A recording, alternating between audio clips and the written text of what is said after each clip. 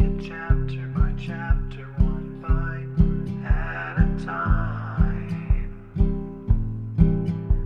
So many adventures and mountains we can climb.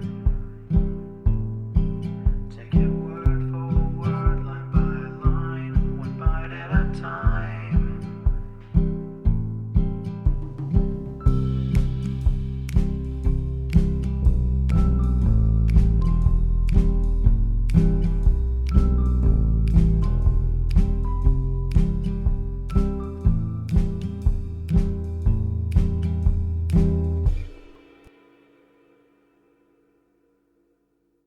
Welcome to Bite at a Time Books, where we read you your favorite classics one bite at a time. My name is Bree Carlile, and I love to read, and wanted to share my passion with listeners like you. If you want to know what's coming next and vote on upcoming books, sign up for our newsletter at biteatatimebooks.com. You'll also find our new t-shirts in the shop, including podcast shirts and quote shirts from your favorite classic novels.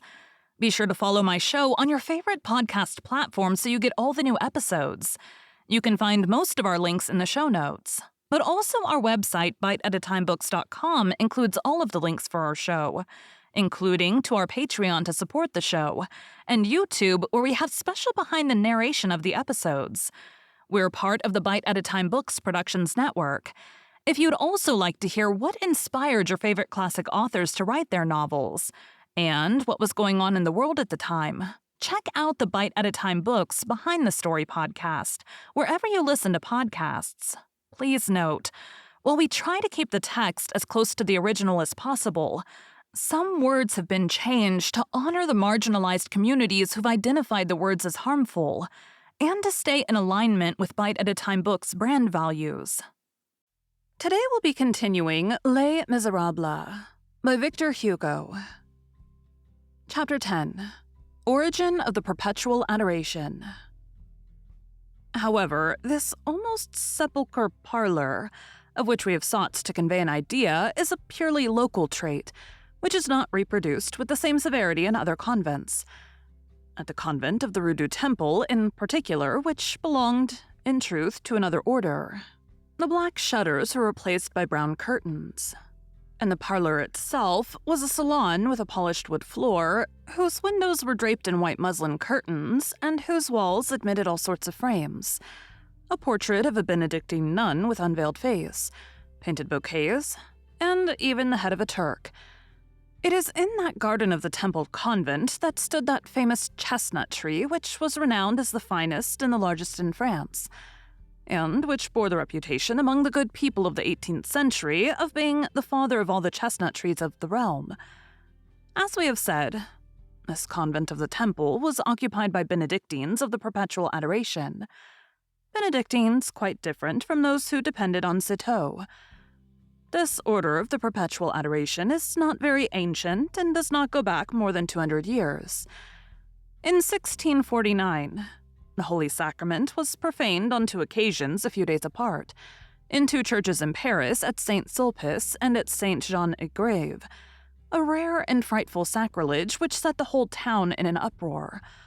Monsieur the Prior and Vicar General of Saint Germain-des-Prés ordered a solemn procession of all his clergy, in which the Pope's nuncio officiated.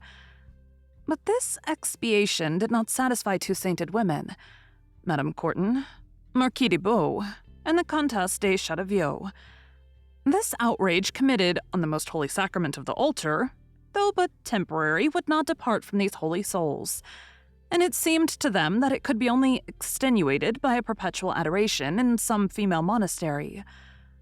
Both of them, one in 1652, the other in 1653, made donations of notable sums to Mother Catherine de Bar, called of the Holy Sacrament, a Benedictine nun, for the purpose of founding, to this pious end, a monastery of the Order of Saint Benoit. The first permission for this foundation was given to Mother Catherine de Bar by Monsieur de Metz, Abbé of Saint Germain, on condition that no woman could be received unless she contributed 300 livres income, which amounts to 6,000 livres to the principal. After the Abbé of Saint Germain, the king accorded letters patent and all the rest, abbatial charter and royal letters, was confirmed in 1654 by the Chamber of Accounts and the Parliament. Such is the origin of the legal consecration of the establishment of the Benedictines of the Perpetual Adoration of the Holy Sacrament at Paris. Their first convent was a new building in the Rue Cassette, out of the contributions of Mesdames de Beauce and de Chateauvieux. This order, as it will be seen, was not confounded with the Benedictine nuns of Citeaux. It mounted back to the Abbey of Saint Germain des Prés, in the same manner that the Ladies of the Sacred Heart go back to the General of the Jesuits, and the Sisters of Charity to the General of the Lazarists. It was also totally different from the Bernardines of the Petit Picpus, whose interior we have just shown. In 1657, Pope Alexander VII had authorized, by a special brief, the Benedictines of the Rue Petit Picpus to practice the perpetual adoration like the Benedictine nuns of the Holy Sacrament, but the two orders remained distinct nonetheless. Thank you for joining Bite at a Time Books today, while we read a bite of one of your favorite classics. Again, my name is Bree Carlile, and I hope you come back tomorrow for the next bite of Les Miserables. Don't forget to sign up for our newsletter at biteatatimebooks.com and check out the shop. You can check out the show notes or our website, biteatatimebooks.com, for the rest of the links for our show.